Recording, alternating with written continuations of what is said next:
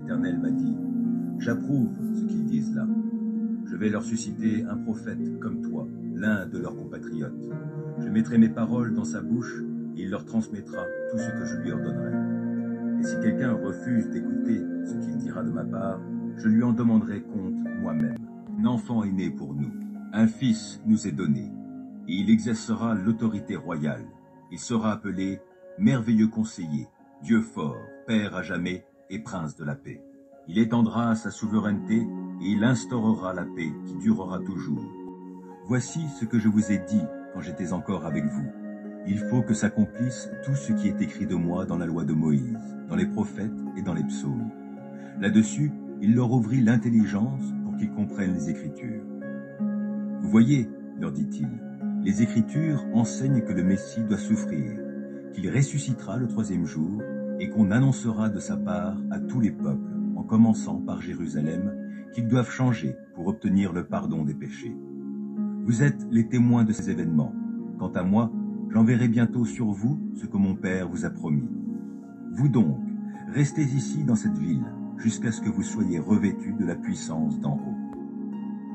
Vous savez où je vais, et vous en savez le chemin. Thomas lui dit, Seigneur, nous ne savons où tu vas. Comment pouvons-nous en savoir le chemin? Jésus lui dit, je suis le chemin, la vérité et la vie. Nul ne vient au Père que par moi. Si vous me connaissiez, vous connaîtriez aussi mon Père, et dès maintenant vous le connaissez, et vous l'avez vu. Philippe lui dit, Seigneur, montre-nous le Père, et cela nous suffit. Jésus lui dit, il y a si longtemps que je suis avec vous, et tu ne m'as pas connu, Philippe. Celui qui m'a vu a vu le Père. Comment dis-tu, montre-nous le Père? Ne crois-tu pas que je suis dans le Père, et que le Père est en moi? Les paroles que je vous dis, je ne les dis pas de moi-même, et le Père qui demeure en moi, c'est lui qui fait les œuvres. Croyez-moi, je suis dans le Père, et le Père est en moi. Croyez du moins à cause de ses œuvres. En vérité, je vous le dis, celui qui croit en moi fera aussi les œuvres que je fais.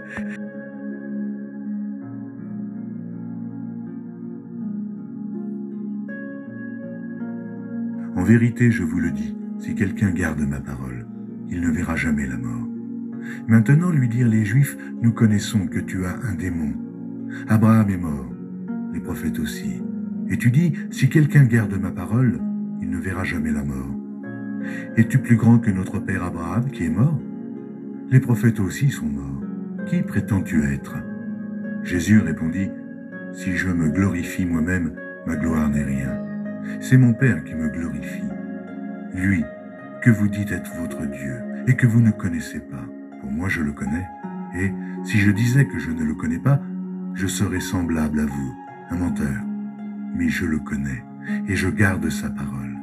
Abraham, votre père, a tressailli de joie de ce qu'il verrait mon jour. Il l'a vu, et il s'est réjoui. Les Juifs lui dirent, tu n'as pas encore 50 ans, et tu as vu Abraham.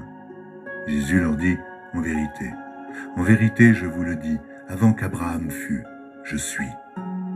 Au commencement était la parole, et la parole était avec Dieu, et la parole était Dieu. Elle était au commencement avec Dieu. Toutes choses ont été faites par elle, et rien de ce qui a été fait n'a été fait sans elle. En elle était la vie, et la vie était la lumière des hommes. La lumière luit dans les ténèbres, et les ténèbres ne l'ont point reçue. Il y eut un homme envoyé de Dieu, son nom était Jean. Il vint pour servir de témoin, pour rendre témoignage à la lumière, afin que tous crussent par lui. Oh, il n'était pas la lumière, mais il parut pour rendre témoignage à la lumière. Cette lumière était la véritable lumière qui, en venant dans le monde, éclaire tout homme. Elle était dans le monde, et le monde a été fait par elle, et le monde ne l'a point connue. Elle est venue chez les siens, et les siens ne l'ont point reçue. Mais à tous ceux qui l'ont reçue, à ceux qui croient en son nom, elle a donné le pouvoir de devenir enfants de Dieu, lesquels sont nés non du sang, ni de la volonté mais de Dieu. Et la parole a été faite chair, et elle habitait parmi nous, pleine de grâce et de vérité. Ce qui était dès le commencement, ce que nous avons entendu, ce que nous avons vu de nos yeux, ce que nous avons contemplé et que nos mains ont touché concernant la parole de vie, car la vie a été manifestée, et nous l'avons vue, et nous lui rendons témoignage. Sans contredit, le mystère de la piété est grand. Celui qui a été manifesté en chair, justifié par l'Esprit, vu des anges, prêché aux gentils, cru dans le monde, élevé dans la gloire.